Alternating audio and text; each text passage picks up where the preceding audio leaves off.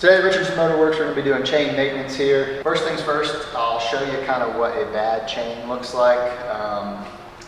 There are a lot of ways chain can be bad. This one doesn't appear to be too bad. It's not rusted, it's not kinked. I will tell you, if you get a chain that is really worn out, you'll get some kinks in it and you'll feel it when you're riding the bike because one of these links will not bend like it should.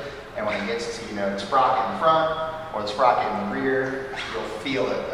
So if you're feeling some weird, it's kind of hard to explain, but if you're questioning your chain and you can see it, if you can kind of bend it with your hand and it doesn't really bend back, your chain needs replaced. Another example of why a chain needs replaced is you see on this one, like right here, this is maybe a little tight, but not terrible. But then you roll it to a different spot and you've got a ton of play. That's because this chain is just worn out, it's exceeded its life, and you'll never, if you adjust your chain and then you take it for a ride, like you adjust it perfectly, awesome.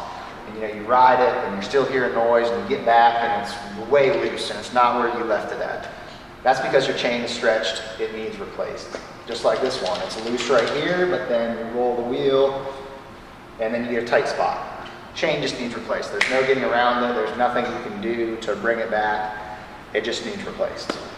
I'll show you how to do some chain maintenance on this one, just so you know what you're looking at and what to do. First things first, you've got to loosen your rear axle so that you can then loosen your adjusters. Always do your axle first because your axle is the big nut. Most of the time it's anywhere from 80 Newton meters to some of the new bikes are up to 150 with the double-sided swing arms. Get a single-sided swing arm, it can get all the way up to 250 Newton meters. But always loosen your axle nut first because it's the bigger nut. You don't want, not that these adjusters hold any of the pressure, but you just don't want them to be holding the pressure. So always loosen your axle nut first.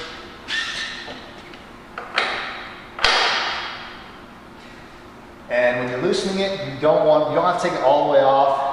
You want to turn it until it's, easy to turn. You don't want it so tight that you can't move anything, but you don't want it so loose that you got to put everything back on.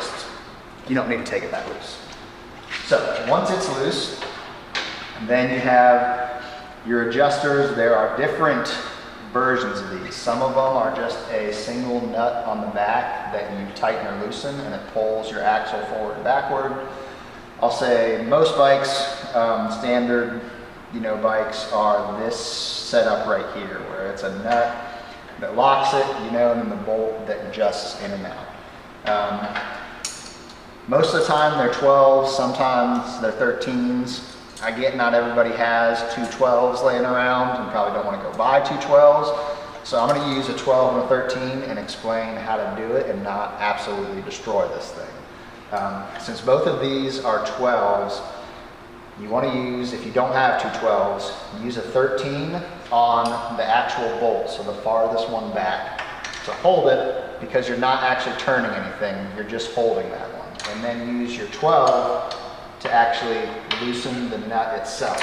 Since you're putting pressure on that one, you never want to use the 13 to try and turn the one with pressure, or you're just going to round it out. But you can put it on the back one and hold it, and since you're not putting a ton of pressure on it, it's not going to round anything out, it's not going to hurt it.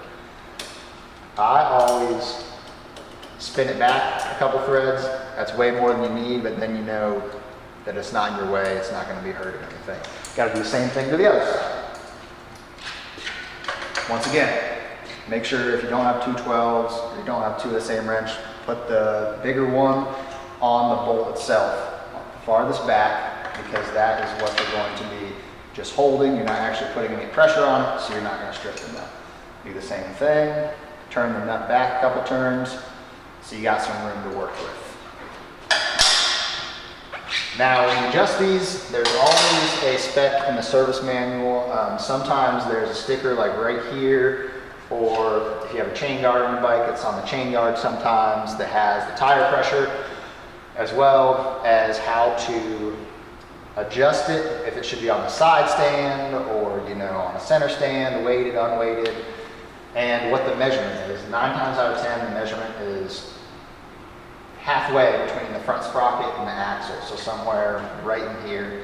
They usually give it to you in millimeters. This is an 02R1, and I know from the manual it is 25 to 35 millimeters is what it calls for. And they're all a little bit different, but 9 times out of 10 what it is just get it to a spot, you know, press down on the chain for a second, just let it go. Wherever it comes to rest, then you can measure it, and that's your measurement. Some bikes are a little different than that. Once again, just read your sticker or the owner's manual, but this is 99% of them. So at the moment, the spec is 25 to 35, and right now this is 43 millimeters, so it's a little loose to say the least. Now I will say that some manufacturers give you a spec that seems crazy.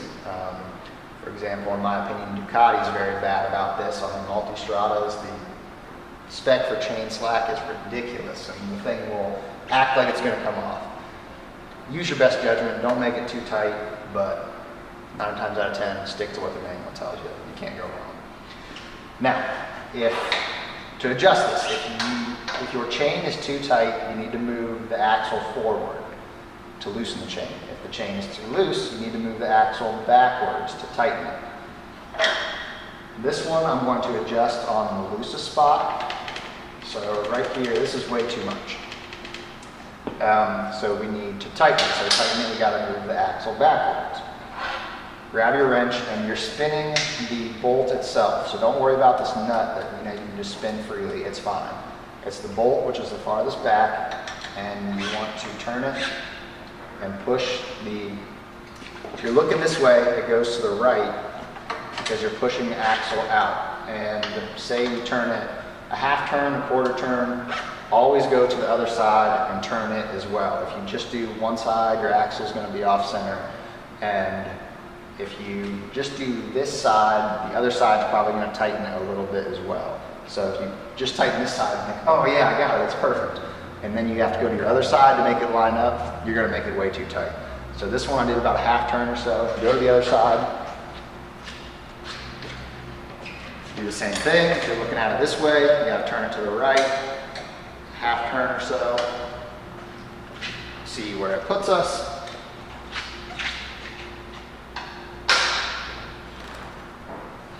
It always helps to, especially if your chain isn't good. If your chain's in good shape, we know this one isn't, but if your chain's in good shape, just give it a spin, in a couple different spots to make sure it's not, changing. And then once again, just pull it, let it go. Measure it. It needs to go a little bit more. Once again, do the same amount on both sides.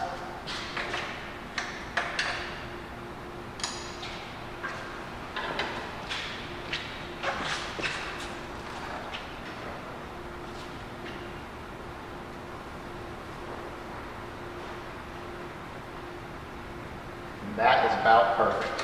Now, you adjusted it, you got it where you think it needs to be. Before you tighten anything down, on all swing arms, there are usually a bunch of marks.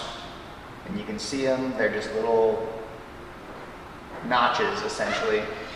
And you want to make sure both sides, you want to make sure the axle is lined up, so you want to make sure that you have the same number of notches on each side. So for example, on this side, I'm at 3 big notches and then a half, so basically 3.5 on this side. For this side, on this side, I'm only about 3.25, so essentially the wheel is sitting in there at an angle like this, just barely. You want to get it to within a millimeter on each side. That's an accepted kind of deviation, if you will. So I'm going to loosen this one just a little bit, so turn it to the left so that I can push the wheel from this to this. And always give it a smack. If you're tightening it and moving the wheel backwards, it doesn't matter. But if you're loosening it and you're moving the wheel forwards, You always want to smack the wheel and just make sure the axle is up and actually hitting your adjusters and there's not a gap. If there's a gap, then you know the adjusters aren't where they're supposed to be and it's just going to throw everything off. So right there, we're at about 3.5. Come back and check this side just to make sure. We're at 3.5 as well. From here, you can go ahead and tighten down your nut here. Go ahead and spin it all the way back by hand until it's touching your swing arm, and then just tighten it. Once again, you don't have two, 12s, 2 13s, whatever it is. The nut itself is a 12, so I'm going to put my 12 on the nut, and my 13 is just going to hold the bolts. Since it doesn't need to have a lot of pressure on it, it's fine to hold it. You're not going to round it out. And then go ahead and tighten the nut itself. And these are only 16 Newton meters from the factory, which is not a lot. A lot of people tighten these until they start to strip, essentially. That's way too tight.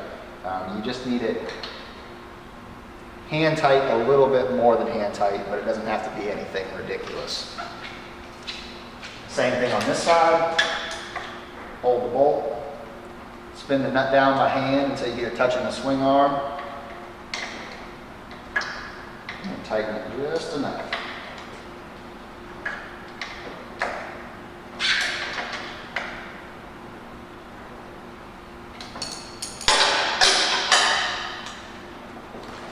Okay, now you got those. You can go ahead and tighten your axle now. Always make sure you torque down your axle. I cannot tell you how many times I've seen people tighten their rear wheel, think it's a rear wheel, this thing's got to be on there tight, and just tighten it to the moon. A lot of bikes are only about 100 Newton meters, which is a lot less than you think it was if you're doing it by hand. Once again, I understand not everybody has a torque wrench, but you do not need to crank this thing to infinity. You just don't. On this bike, it is 145 Newton meters, which is on the higher end. So grab your torque wrench.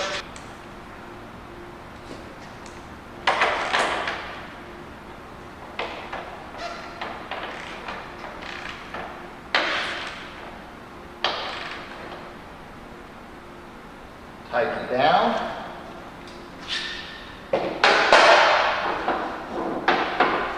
Now, once your axle's tight, you're going to have to come back.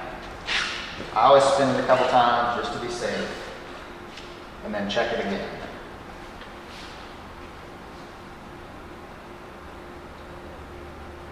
It moved about a millimeter or so, but it's still in spec. No need to readjust it. Do be aware that sometimes you'll tighten your axle and it will change the tension of the chain depending on the bike. Some bikes it changes them, some it doesn't. I've seen it be as much as 3 or 4 millimeters, which sometimes we'll put it in or out of spec. Just always check again after you tighten that axle because it does change things. That's it as far as adjusting it goes. I always like to adjust it first and then clean it, because if you clean it first, it's got all the stuff on it. You're going to get dirty anyhow, but if you soak it with everything, then you got to adjust it with all the stuff on it. I always adjust it first.